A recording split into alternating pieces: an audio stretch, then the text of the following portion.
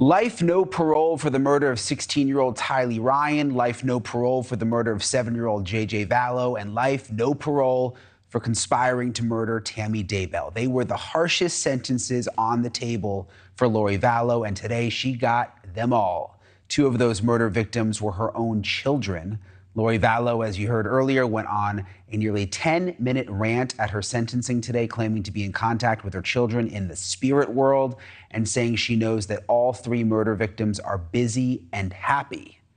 I want to bring in Lauren Matthias. She co-hosts the Hidden True Crime podcast, and Gigi McKelvey, a host of podcasts Pretty Lies and Alibis. It's good to see you, Gigi. And Lauren, I want to start with you, Gigi. I mean, both of you have covered this case so extensively. Gigi, what did you think when she started saying this stuff? Like, did you expect it? Well, I was sitting right by the door. So when she came in from the break, I saw that she had a notebook full of writings and a manila envelope. And I said, you know, it came down to the minute about her testifying at trial. I said, there's no way she's going to give this opportunity up. When she started, we all kind of were looking around like, is she really saying what we think she's saying? Because it got so weird. You know, just her dear friend Tammy, her eternal friend Tammy Daybell. And, you know, that's the woman that was murdered so that she could marry Chad. It was so bizarre. We all were just kind of perplexed, but not surprised, because we've heard consistently she hasn't changed her beliefs from the time she's arrested to now. There's another part that I found especially disturbing during the time that she spoke in court, where she talked about Jesus. I want to play that part, and then we'll talk about it on the other side. One of the times that Tylee came to me as a spirit after she died, she commanded me, and she said to me, "Stop worrying, Mom. We are fine." She knows how I worry and how I miss her. The first time JJ visited me after he passed away, he put his arm around me and he said to me, "You didn't do anything wrong, Mom. I love you. And I know you loved me every minute of my life." My eternal friend, Tammy Daybell, has visited me on several occasions. She came to bring me peace and comfort, and I know that she is extremely busy helping her family, especially her children and grandchildren. And I have a great love for Tammy. I mean, Lauren, what did you make of this? I mean, you know the ins and outs of this case. You really know the ins and the outs of the way religion is involved. Do you think she actually still believes this stuff? Does she really believe that she is, you know, having interactions with her dead children who she murdered? You know, I do think she believes it. I have a harder time believing she's delusional. I think it's more of like a disassociation almost. She said it right there. You know, Tylee's telling me to not worry.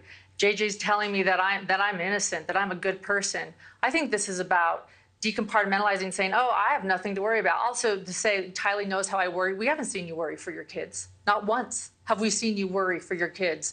I mean, she certainly hasn't shown that in court or at the trial.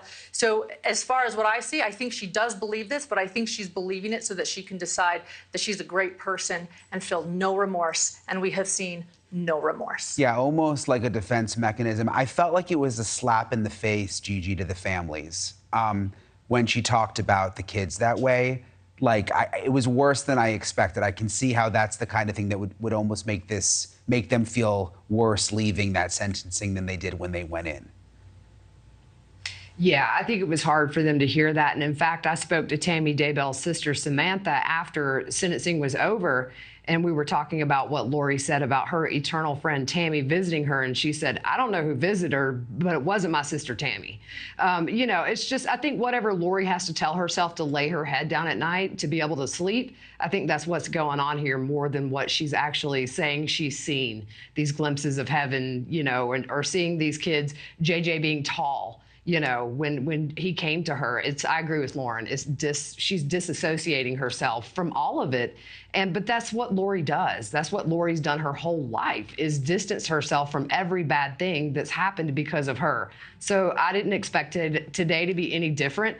I was just shocked she said it with the families in the room. Yeah, and just the detail that she went into, talking about that the kids were adults now and that they have jobs, that they really and joy. I mean, it was so strange you can't even make it up. Just really quick, we have 30 seconds, Lauren. What happens next? Is Chad Daybell's trial soon?